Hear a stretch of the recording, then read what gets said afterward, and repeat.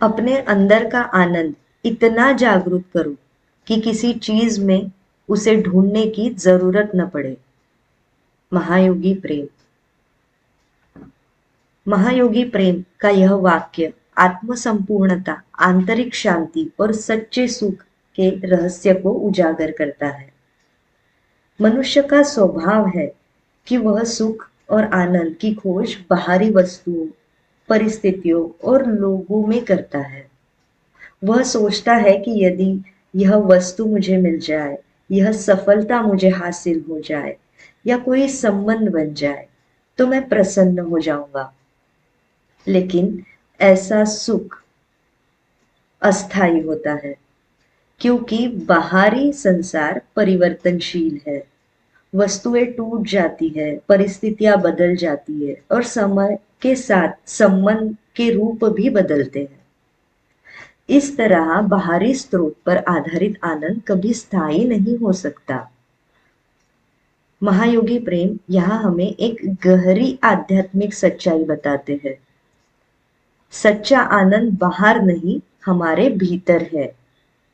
वह चेतना जो आनंद से पहले और मृत्यु के बाद भी हमारे अस्तित्व का आधार है, अपने आप में पूर्ण है।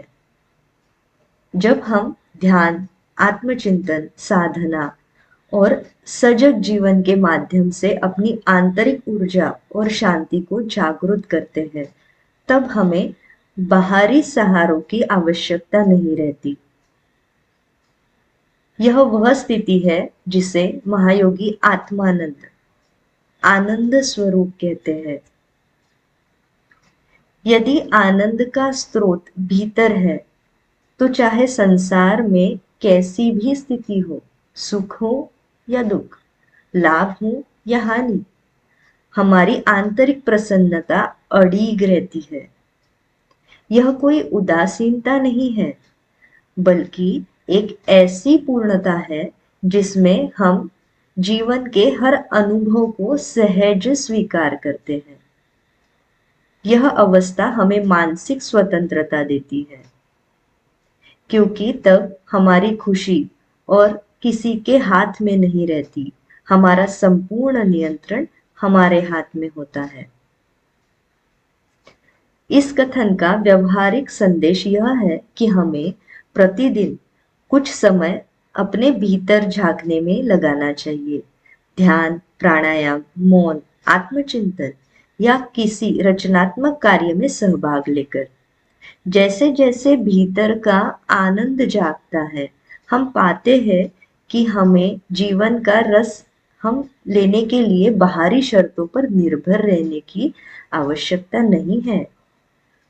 तब हमारा जीवन एक सतत उत्सव बन जाता है जहां हर क्षण में आनंद स्वतः प्रवाहित होता है। अतः यह वचन हमें याद दिलाता है कि सच्चा सुख पाने के लिए हमें बाहर नहीं भागना है, बल्कि भीतर उतरना है। जब भीतर का दीपक जल उठता है, तब संसार का अंधकार हमें छू भी नहीं पाता। धन्यवाद।